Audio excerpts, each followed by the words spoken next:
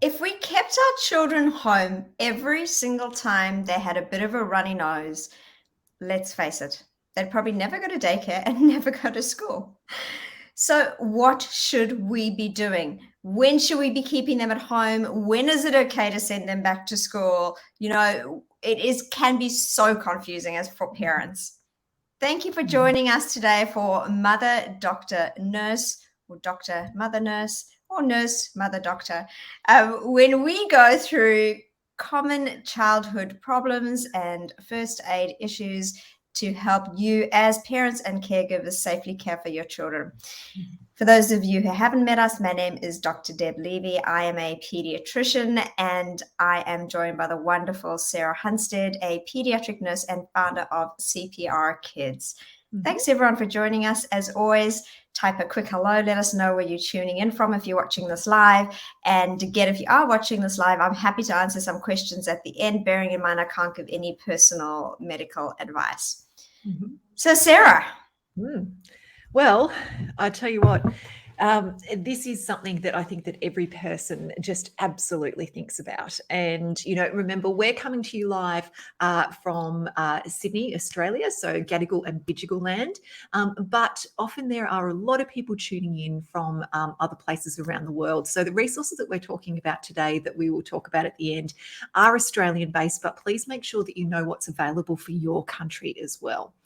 So, Deb, where do you want to start with this? I think what you said with the snotty noses is a big one, because we absolutely know that snotty noses are going to happen, 12 times a year. It feels like 40 times a year at the moment.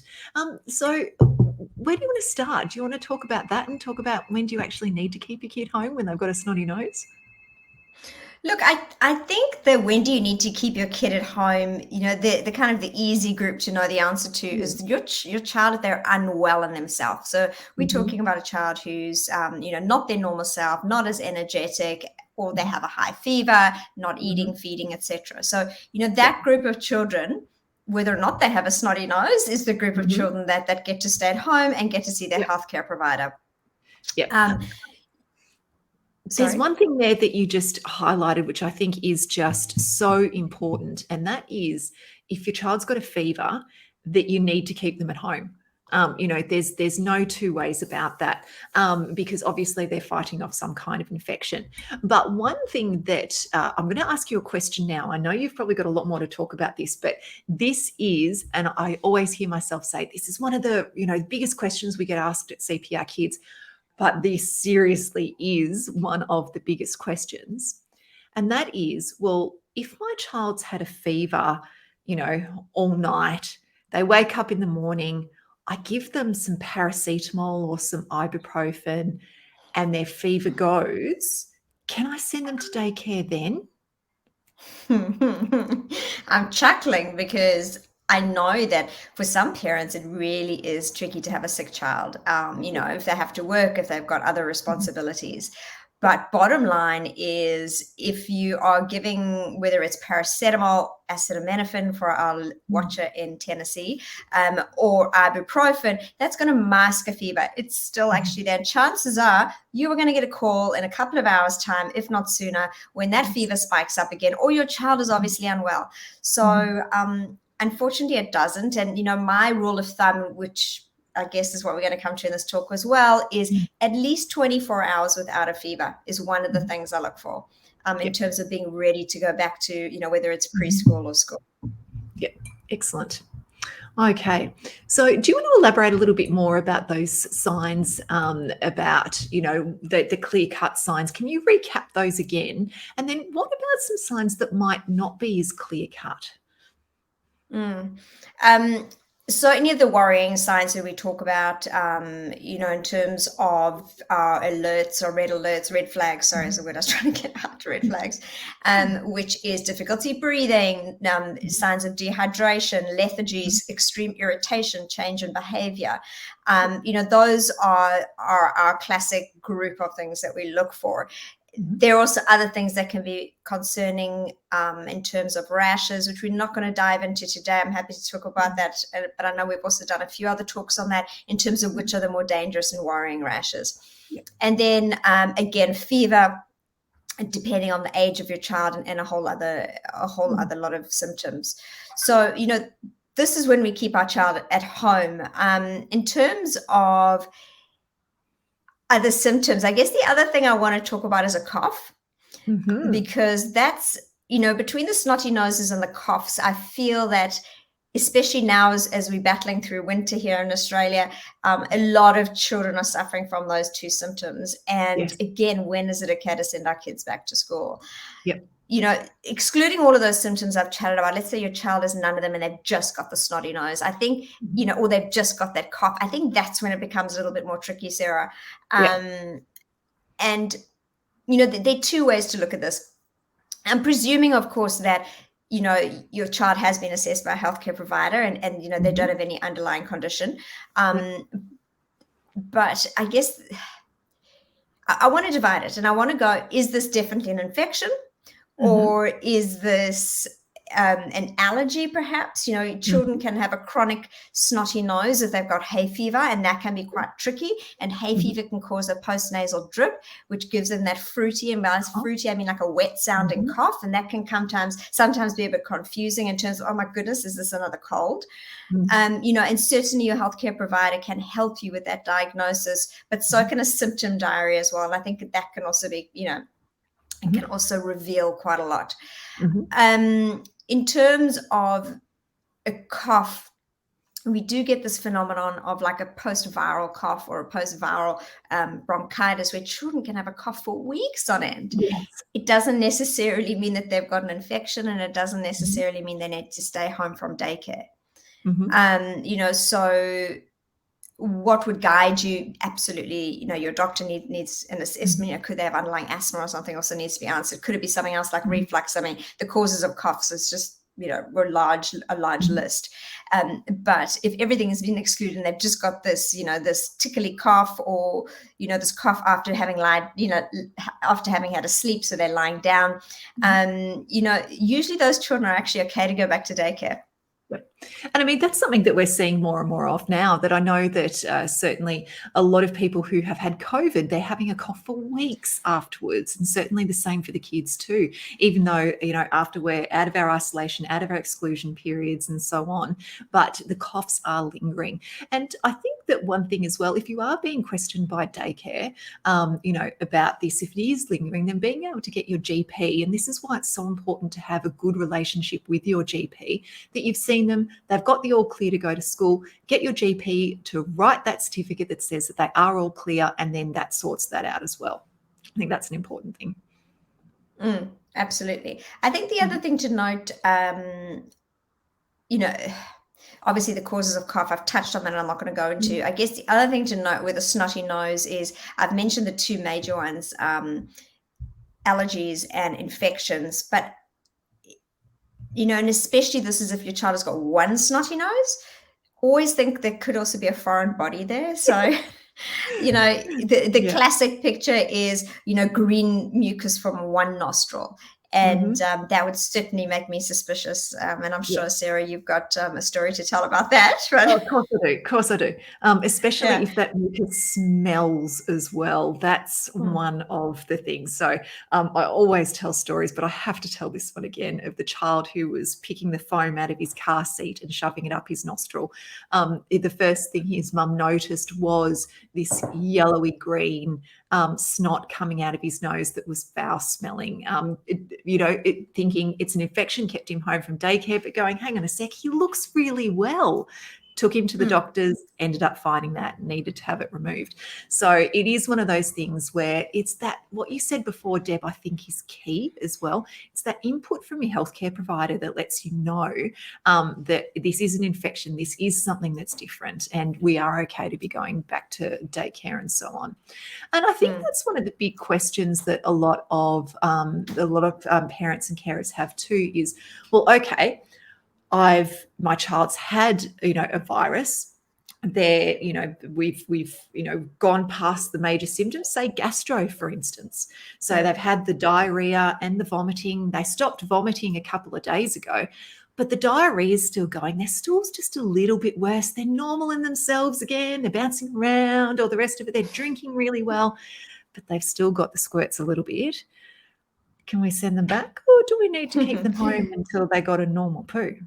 And how long? Well, that's it, right? Look, I think, certainly the things we're going to cover today, the snots and the coughs, I think we've gone through quite well, vomiting and diarrhea, and just so we don't forget to cover it, rashes as well. Yes. The vomiting, I think that's pretty obvious, right? If your child is vomiting, they're going to be at home. Yeah, exactly. The diarrhea one can be tricky, and it can be tricky because any child, any caregiver, parent who's listening to this, who's had a child with a pretty bad bout of gastro, will find that sometimes those poos can take weeks to go back to normal. Yeah, so that can certainly be tricky. And often daycares will have a rule, or policy at least, of having to be at least 48 hours symptom-free from gastro symptoms before returning to school. And that just reminds me to always just check with your own daycare or school what their policy is around returning after having had an infectious illness, because they will all have policies. So I guess to answer your question, Sarah, is that it's tricky. It's tricky if their stools have improved, but they haven't totally gone back to normal. That is when I would be touching base with your healthcare provider. And I know that we keep on saying this, but that's because there's certain things, that you do definitely need their support with, because often what I will see after about a gastro is something called secondary lactose intolerance, where you get these runny poos when you're having dairy foods. I'm not suggesting that you go off and elect to take your child off dairy without supervision. But I'm just saying that is one of the things that can happen, where your child still has these sloppy poos that are not infectious. And it's not the gastro, but it can be very, very tricky to try and convince your daycare of that, or school. I guess it's more the daycare that sees the poos. Yes, yeah, exactly. They definitely see it. And of course, that's where, getting that documentation from your doctor as well is really important. And other investigations may need to be done. So, but generally, if it's a simple gastro, that's gone through the family, then certainly here in New South Wales, it depends on where they're going. If it is a daycare, it's 24 hours. There are some other places where it is 48 hours. It depends on the state you're in. So our daycare was 48 hours, yeah. Yep, exactly. So make sure that you ask your daycare or school what their policy is. So that's really, really important. Now, Debbie, and also just to mention, sorry, with all of these lingering diarrheas, we can actually help children get over them sooner. So, and that's with things like they're made in supplements, like a probiotic. Sometimes it's zinc. Otherwise, as I said, it's manipulating their diet. So certainly things can be done. And it does not mean that your child needs to be off preschool for weeks on end. Yeah, excellent. Good. Thank goodness. Now, the other thing we were going to talk about is rashes. And I've got a really good story. Can I tell it now, please? Sure. So when I went into labour with my second child, my youngest went with her grandparents for a little bit, and then went to to a family friend's house to stay for a couple of nights. And she had terrible mosquitoes where she was living. So my child got completely covered in mosquito bites. And the day I came home with my baby, which was a couple of days later, my husband took my daughter to daycare, and she was stopped at the door with a hand that said, "Stop, your child has chicken pox." Chicken pox, I knew you were going to say that. That's it. And my husband very calmly said, "No, they're mosquito bites." And bless this lovely daycare woman, she said, "I have seen chicken pox so many times in my life. That is chicken pox." and he was like, "I'm a healthcare provider, qualified." My husband said exactly that. "I'm a pediatric nurse. It's not chicken pox, believe me. And so they ended up saying, I'm sorry, but we're not going to take your daughter until we get a medical certificate. And my husband said, well, I'll be the one writing it, so it's up to you, which probably wasn't quite right because he's a nurse. No, well, he would have been annoyed, right? He was cranky. Yeah, he was definitely cranky. So they ended up taking it, and they were mosquito bites. But it can be really, really hard for a non-professional, a non-healthcare professional to see what a rash is. So it's incredibly hard for us as parents to know, what rashes are okay, what's not, and when do we have to keep our kids home? Can you shed any light on this one, please? Look, there are a couple of rashes where we do need to keep our kids home, but the majority of rashes in children are harmless. They're associated with a viral infection, and they usually don't bother your child and go away on their own. The presence of a rash itself is not a sign of infectivity. And depending on the virus, it'll appear at different times of the illness. You know, like the classic one I think of is roseola, where they get these really high fevers, up to 40 degrees. And then, the next day the fevers have gone and this rash has come out, and that's kind of a classic pattern of one illness, just to mention it. But as I said, those kind of typical spotty, dotty, pink rashes that are pale, that go away, with pressure, those are what we call like those benign viral exanthems.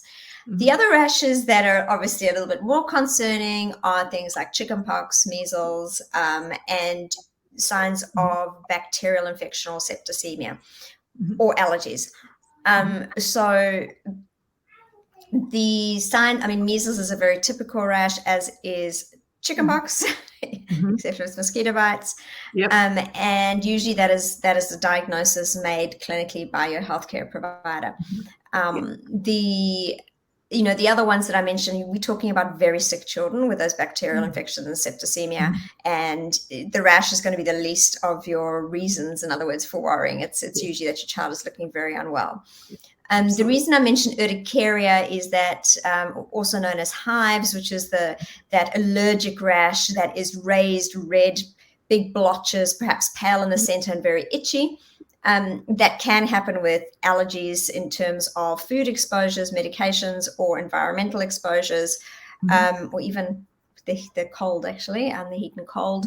But it can also happen with the viral infections. So that's why I just wanted to mention it.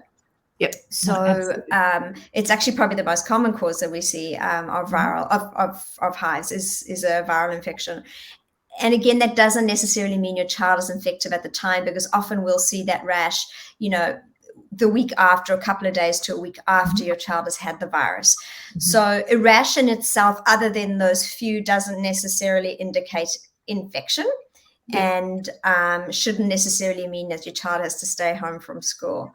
I know that my kids had a funny little rash the other day. I sent them to school. I wasn't bothered by it because they didn't have any other symptoms. And what it was, I must be honest, I still don't know what it was. And sometimes we just don't, sometimes, and it's quite frustrating for me as a pediatrician when I get families coming and go, they've got this rash, and I'm like, well, it's not this, and this, which are the ones we worry about and the serious ones. So it kind of falls under that, as I said, that group of probably post-viral, probably they had something that we weren't aware of that they fought off, and this is just their body's way of expressing that. Yep, absolutely. And that's important too. Thinking about, all of these things that wrap around that, we always have to remember to look at our child as a whole, not just the individual things, of course. And I think another really important thing is that when you are seeking advice from your healthcare provider, make sure you ask the question, how long does my child need to stay home from school or daycare? So making sure that you ask that question, because sometimes, they may well forget to tell you. So it's a really, really important thing. But there are some great resources out there. And I'm just going to share my screen for a sec, because this is one of them. This is on Health Direct. So this is accessible, obviously Australia-wide and worldwide too, but this is Australian guidelines. You can download this information into a PDF, but it talks about how long you should keep your child home from school. So for chickenpox example, it says Yes, you need to keep them home until all the blisters have dried, which is usually around 5 days after the rash first appeared. So it's a great resource from colds to conjunctivitis to hand, foot, and mouth disease and even head lice. And so I will put the link to this in the right down below there, so that in the comments, so that you can access this. And I'm just going to remove that so we can go I'm back pretty to sure the right. CDC, the Centers for Disease Control and Prevention, have exactly the same thing. I'm just quickly looking at it now. Fantastic. Oh, good. So, yep, very, very good. So make sure that if you are in doubt, that you go and look at these resources. Ask your healthcare provider the question, how long do they need to stay home? And the other thing too that I think we should probably mention is that we think, okay, we need to stay home from school or daycare. But that also means that they need to not go up the shops with you. They shouldn't be visiting grandma in the nursing home. There's no play dates with friends. So it's that isolation period at home while they are infectious. So it's not just not going to school that's the important thing. It's keeping their germs to themselves. That's an important thing. So Deb, is there anything else you want to chat about before we finish up today? And if anybody has any questions, please, now is the time to type them in the comments below. No, not that I can think of. Good. No, not that I can think of. All good. And the other thing that, of course, we want to ask you is that you need to tell us what you want us to talk about. Please just pop it in the comments below or DM us. And remember, there is so much more good evidence-based information. Make sure you go to Deb's Instagram page at Dr. Deb Levy, because there are so many resources and she's got a thing for infographics. Like, she's quite good at actually. Make sure you go have a look at those. And of course, following us at CPR Kids and having a look at our YouTube channel. So is there... No, I don't think there's any questions. So we're going to say goodbye. Thank you so much for joining us, and we'll be back same time next week. See you, everyone. Bye.